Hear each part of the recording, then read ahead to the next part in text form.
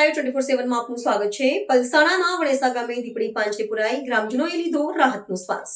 સુરત જિલ્લાના પલસાણા તાલુકાના વણેસા ગામોના ભીમાડા ફળિયામાં આજે 1 મહિનાથી રખડતા શ્વાન, મરઘા અને બકરાનો દીપડા શિકાર કરી રહ્યા હતા। ઘણીવાર તો ફળિયામાં પણ દીપડા આટાફેરા મારી રહ્યા હતા। ત્યારે ફળિયાના જાગૃત નાગરિક કલ્પેશભાઈ હળપતિ અને આયુષ રાઠોડે ફ્રેન્ડ્સ ઓફ એનિમલ્સ વેલફેર ટ્રસ્ટના પ્રમુખ જતીન રાઠોડને જાણ કરી હતી। જતીન રાઠોડે પલસાણા વન વિભાગના આરએફઓ સુધાબેન ચૌધરીને જાણ કરતા નાયક સાહેબે ભીમાડા ફળિયામાં માણસ સાથે પાંજરું મૂક્યું હતું। ત્યારબાદ દીપડા ફળિયાના અલગ અલગ વિસ્તારમાં શિકારી કરી જતા રહેતા હતા। ફળિયાના નાગરિકોએ દીપડાના પગમાર્ક પ્રમાણે પાંજરું મૂક્યું હતું। આજે સવારે ફળિયાના નાગરિક વહેલી સવારે 6 વાગે કુદરતી હાજતે જઈ રહ્યા હતા, ત્યારે પાંજરા પાસે દીપડાનો અવાજ સાંભળતા પાંજરા પર લાઇટ મારતા દીપડો પાંજરે પુરાયો હોવાનું માલુમ પડ્યું।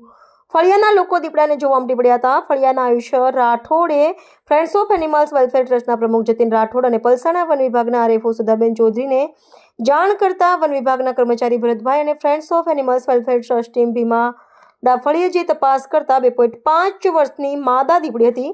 ત્યારબાદ વન વિભાગે દીપડીનો કબજો લઈ તેને સામાજિક વનીકરણ રેન્જ ઓફિસ પર લાવવામાં આવી હતી। રાત્રિના ઉપલા અધિકારીના માર્ગદર્શન મુજબ દીપડીને જંગલ વિસ્તારમાં છોડી મૂકવામાં આવશે।